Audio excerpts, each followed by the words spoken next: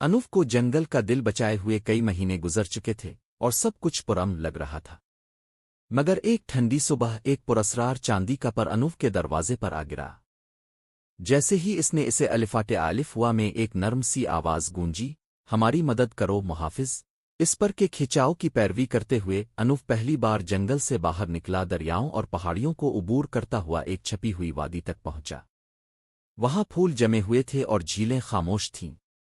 وادی کے بیچوں بیچ ایک دیوہیکل برف کا مینار کھڑا تھا اور اس کے اندر درجنوں جادوئی پرندے شیشے کے پنجرے میں قید تھے۔ چاندی کا پر چمکنے لگا اور انوف کو ایک بند دروازے تک لے آیا، مگر جیسے ہی وہ اسے کھولنے ہی والا تھا، فضا میں سردی پھیل گئی اور ایک بلند و بالا برفانی جادوگر نمودار ہوا۔ اس نے دھمکی دی، ابھی واپس چلے جاؤ ورنہ ہمیشہ کے لیے برف میں جم جاؤ گے۔ لیکن انوف ڈٹ گیا۔ میں ان کی حفاظت کرتا ہوں جو اپنی حفاظت نہیں کر سکتے، اس نے مضبوط لہجے میں کہا۔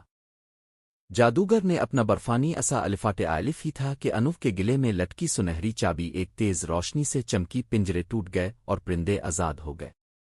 ان کی دھنوں نے برف کو پگھلا دیا اور وادی پھر سے کھل الفاٹے۔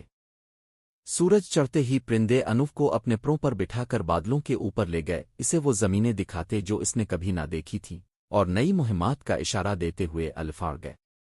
اگلا حصہ دیکھنے کے لیے چینل کو سبسکرائب کریں اور انوف کی اگلی مہم کا انتظار کریں۔